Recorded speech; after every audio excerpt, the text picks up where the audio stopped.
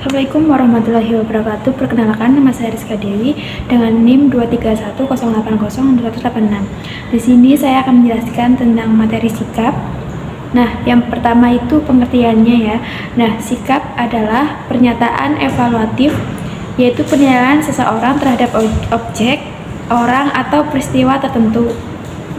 Nah, sikap ini terdiri dari 3 komponen utama. Yang pertama itu ada kognitif, yaitu bagian pikiran berupa pendapat atau kepercayaan terkait suatu hal. Nah, yang kedua ada afektif, yaitu bagian perasaan atau emosi yang kita alami terhadap sesuatu. Nah, yang ketiga ada perilaku, yaitu bagian berupa maksud atau dorongan untuk bertindak sesuai sikap yang kita miliki. Misalnya kayak menghindari atau mendekati suatu objek. Nah, selanjutnya itu ada sikap kerja. Yang pertama itu ada kepuasan kerja, yaitu perasaan senang atau puas terhadap pekerjaan yang dijalani. Terus selanjutnya ada keterlibatan kerja, yaitu seberapa besar seseorang merasa terlibat dan berkontribusi nyata dalam pekerjaannya.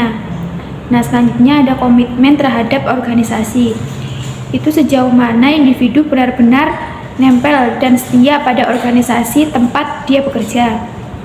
Nah, yang terakhir ada persepsi dukungan organisasi, yaitu seberapa besar seseorang merasa bahwa organisasi mendukung dan menghargai dirinya sebagai karyawan. Selanjutnya itu ada kepuasan kerja.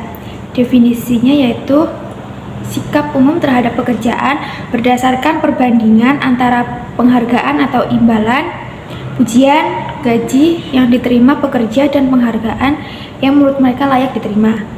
Selanjutnya ada penyebab kepuasan kerja, itu ada 4. Yang pertama yaitu kondisi kerja, kayak lingkungan, fasilitas, dan situasi di tempat kerja.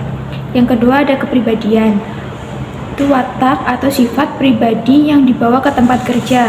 Misal pekerja yang optimis atau mudah bersyukur lebih mudah puas. Nah, yang ketiga ada kompensasi, yaitu ada jumlah gaji dan berbagai bentuk penghargaan yang diterima oleh pekerja. Nah, yang terakhir ada corporate social responsibility, itu aktivitas sosial perusahaan yang membawa dampak positif bagi masyarakat dan membuat pekerja bangga bekerja di sana. Nah, selanjutnya kita bahas tentang hasil dari kepuasan kerja. Jadi, seseorang merasa puas dengan pekerjaannya, sebenarnya ada banyak dampak positif yang muncul. Salah satunya yaitu yang pertama ada produktivitas. Karyawan yang puas biasanya lebih semangat, lebih fokus, dan bekerja dengan hasil yang lebih baik. Mereka nggak cuma bekerja karena kewajiban, tapi mereka memang menikmati pekerjaannya. Jadi kepuasan kerja bisa meningkatkan kinerja dan hasil kerja seseorang.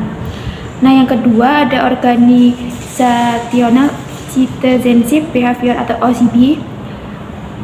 Ini artinya perilaku positif yang dilakukan karyawan secara sukarela, bukan karena perintah atasan. Contohnya seperti membantu rekan kerja, menjaga lingkungan kantor, atau memberi ide untuk kemajuan tim. Nah, karyawan yang puas dengan pekerjaannya cenderung lebih sering menunjukkan perilaku seperti ini. Nah, yang ketiga ada kepuasan konsumen. Kalau karyawan senang dan puas, mereka biasanya melayani pelanggan dengan lebih baik, lebih ramah, dan lebih cepat tanggap. Hasilnya konsumen pun merasa lebih puas dengan layanan yang diterima. Terus yang keempat ada kepuasan hidup. Dan kepuasan di tempat kerja ternyata bisa berpengaruh ke kehidupan pribadi juga. Orang yang bahagia di pekerjaannya biasanya lebih tenang dan positif dan punya keseimbangan untuk yang lebih baik. Jadi bisa disimpulkan kalau kepuasan kerja itu nggak cuma penting buat karyawan, tapi juga buat organisasi, bahkan untuk kehidupan mereka secara keseluruhan. Kalau kita tadi udah bahas tentang hasil dari kepuasan kerja, sekarang kita lihat gimana sih cara mengukur kepuasan kerja itu sendiri. Jadi ada beberapa metode yang bisa digunakan untuk mengetahui seberapa puas seseorang terhadap pekerjaannya. Metode pertama adalah rating, scale, dan kuesioner, dan dalam bahasa sederhananya angket atau kuesioner.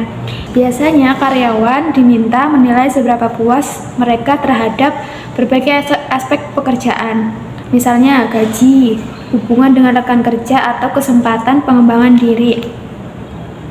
Contohnya ada 3 kuesioner yang populer. Yang pertama ada MSQ, digunakan untuk menilai tingkat kepuasan terhadap berbagai aspek pekerjaan seperti kondisi kerja, gaji, dan peluang karir. Yang kedua ada Job Description Index atau JDI, fokusnya pada 5 aspek, yaitu pekerjaan itu sendiri, gaji, promosi, atasan, dan rekan kerja. Terus yang ketiga ada NSQ, mengukur sejauh mana pekerjaan memenuhi kebutuhan pribadi karyawan, misalnya akan pengakuan atau rasa aman. Terus yang kedua ada critical intent.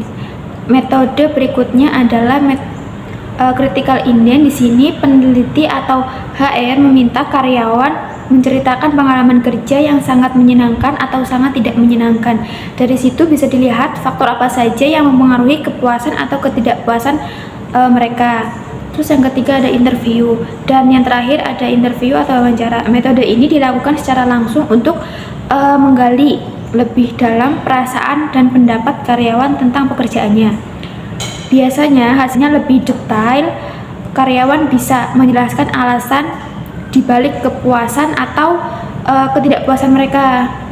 Jadi dengan berbagai metode ini, organisasi bisa tahu bagaimana kondisi kepuasan kerja karyawan dan mengambil langkah yang tepat untuk meningkatkannya.